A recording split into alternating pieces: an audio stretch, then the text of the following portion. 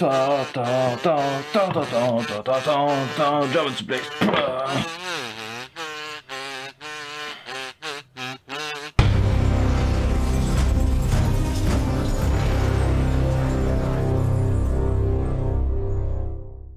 Bonjour à toutes et à tous, aujourd'hui on se retrouve pour un nouveau fight. Après la grosse baston du dernier épisode, on calme un peu le jeu et on revient avec quelque chose de plus léger. Aujourd'hui on va se pencher sur le combat entre Mako et Riley de Pacific Rim. Il y a beaucoup de gros noms de l'univers de la cascade sur ce combat. C'est une collaboration entre Troy P. Liddell au poste de chorégraphe, Branko et Robert Raki au poste de coordinateur cascade, et Bradley Allan au poste de designer des combats. Si ces noms ne vous disent rien, voici une liste de ce qu'ils ont fait. Attention, ça va aller très vite. Si vous avez bien suivi, il va me falloir une partenaire.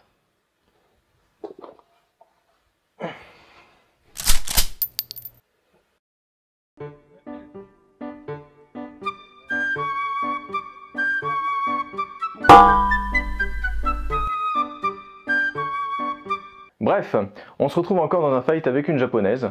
L'occasion pour moi de vous parler japonais. Yay! Avant tout, il faut comprendre qu'on n'est pas dans un vrai combat. On est dans un entraînement de compatibilité. On cherche pas à exploser la gueule de son adversaire, mais plutôt le match nul. Pour commencer, ça frime à mort. Mais le plus intéressant, c'est la réalisation et le chant contre chant, qui sont clairement la façon de filmer un dialogue. Malheureusement, le montage ne suit pas niveau qualité. On a beaucoup de plans où c'est difficile de comprendre ce qui se passe et c'est probablement à cause de coups qui ne devaient pas passer à l'image. Et le monteur fait avec ce qu'il a. Manque de rigueur, chorégraphie aux fraises, cascadeur pas doué, j'en ai foutrement aucune idée et j'étais pas là sur le tournage, donc osef. En parlant de montage, bah là on est clairement sur une téléportation. Si vous voulez mon avis, de toute façon vous l'aurez quand même, le combat devait être beaucoup plus long, mais certains passages ont dû être coupés au montage. C'est tout con, mais voilà. Niveau temps, on est à 3 minutes et encore, il y a pas mal de blabla. Le combat dure à peu près 1 minute 30, donc pas beaucoup de temps pour en profiter.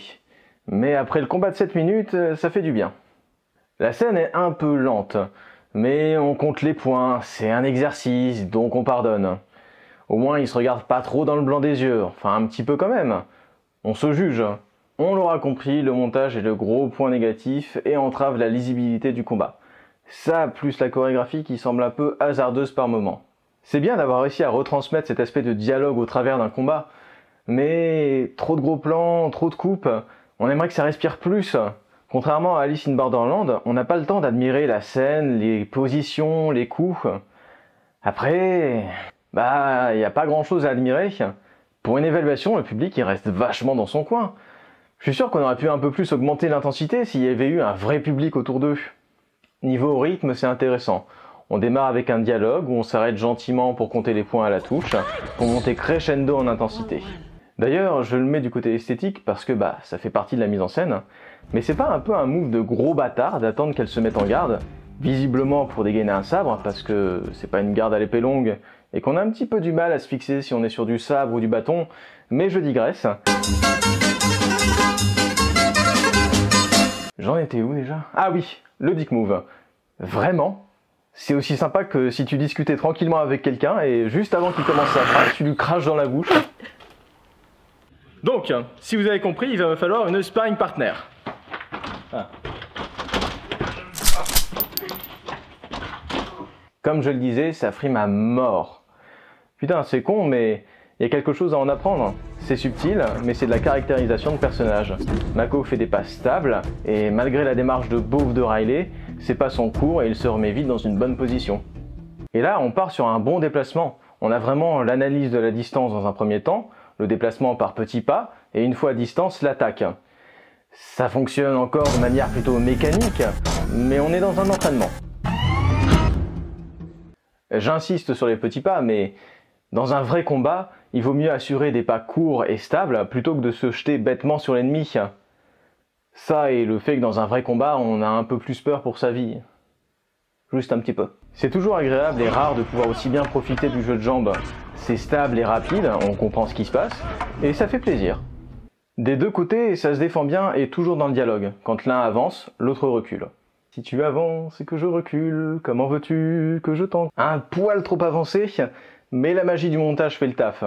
Non, parce que là, elle lui marche sur le pied. Le déplacement est difficile, mais en même temps elle sort d'une putain de volte. Vous avez remarqué que depuis un moment on fait que de parler de pieds, et que depuis ce moment vous regardez de plus en plus les pieds des personnages. Ne remerciez pas tout de suite pour ce nouveau fétiche. Et voilà, tout le chemin qu'on avait fait pour en arriver là, ils ont fait un grand pas en arrière.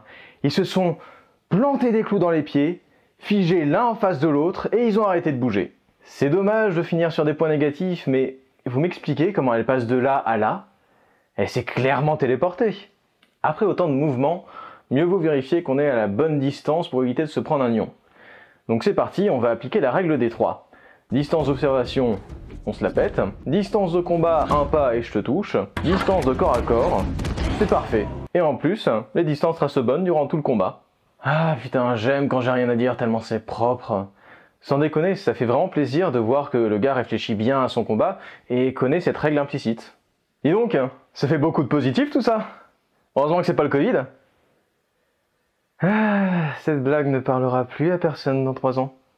On va faire un crochet rapide pour parler de l'utilisation des armes, avant de passer à l'aspect plus technique. Après avoir vu et revu ce combat, je pense pouvoir affirmer qu'on est sur du Jo. L'Aikido, comme son nom ne l'indique pas, c'est la pratique du Jo, le bâton, pour les moins vocabulairement évolués d'entre nous, dans la pratique de l'Aikido. C'est beaucoup des stocks, comme ça devrait venir naturellement avec un bâton. Un coup de taille ou d'entaille au bâton va pas avoir le même effet qu'un coup d'épée tranchante.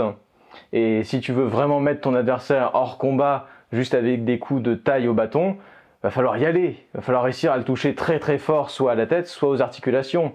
Et tu te doutes bien que le gars en face va pas se laisser faire, il va se défendre. Le plus efficace, ce sera donc de faire des estocs et désarmer ou immobiliser son adversaire. Maintenant qu'on sait à quoi s'en tenir, voyons le carnage. La garde est bizarre pour du bâton. Vous n'allez pas me faire croire que dans le futur, on n'a plus de shinai ou d'épée bluntée. Blunté, ça veut dire safe pour le combat. Safe, ça veut dire safe sex. Le sexe sans danger. J'en étais où encore? Ah oui, ce que j'admire dans les arts martiaux japonais, c'est leur capacité à arrêter le coup à quelques centimètres du visage. Alors que moi, quand je le fais... Là où on a un problème, c'est qu'ils tiennent leurs armes comme au kendo. Alors que là, elle la tient comme un bâton. Puis les mains sont quand même vachement écartées. Oui, je sais, soit c'est trop écarté, soit ça n'est pas assez. C'est comme vos gueules. Soit vous l'ouvrez trop, soit vous l'ouvrez pas assez. Et là, on revient sur l'utilisation classique d'un bâton. Même si moi je préfère les stocks à la taille, ça reste pas mal. Attaque, défense, ça vise la tête. Le sang de tes morts, plus jamais tu fais ça. Jamais. À quoi ça sert? À quel moment tu te dis que c'est pratique de faire ça? Regarde. Il y a aussi un délire chelou. Elle lui donne des coups de bâton qu'elle rengaine comme un sabre. Il y a un moment, faut choisir en fait. Faut choisir une méthode de combat, un style. Est-ce que c'est un bâton ou une putain d'épée? Est-ce que je m'en sers pour marcher? Ou est-ce que je le mets à côté de mon oreiller au cas où? Je sais que c'est du Jo, mais même au Jo, il y a des estocs et on le rengaine pas comme un sabre. Plus de contrôle. Le fight devient de plus en plus vénère. Elle fait même une volte, la folle. Et elle vient taper comme un bourrin. Super le contrôle. Heureusement qu'on a le droit à un joli crochetage et une belle clé, mais c'est un peu dommage d'en avoir si peu alors que c'est l'élément principal du Jo. Bien entendu, on a le droit au plus usé des moves de merde, avec le fait de tenir ton arme de la manière la moins pratique possible, ou alors faire des volts. Mais étrangement, les bêtises viennent aussi du montage. Les petites téléportations, c'est pas top. Malgré tous ces petits détails, il n'y a pas trop de grosses bêtises ou d'erreurs, donc ça va. Bon, globalement, on a quoi?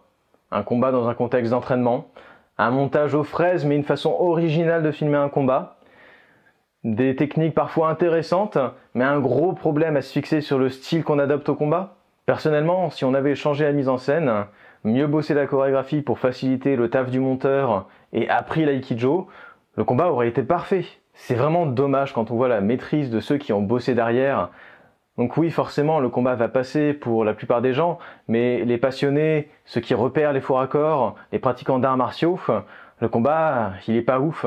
Bon, c'est tout pour aujourd'hui. Si la vidéo vous a plu, n'hésitez pas à liker et partager. Laissez-moi un petit commentaire, ça m'aide toujours à m'améliorer. À bientôt. Et d'ici la prochaine vidéo, gardez une épée près de l'oreiller, on sait jamais, ça peut toujours servir.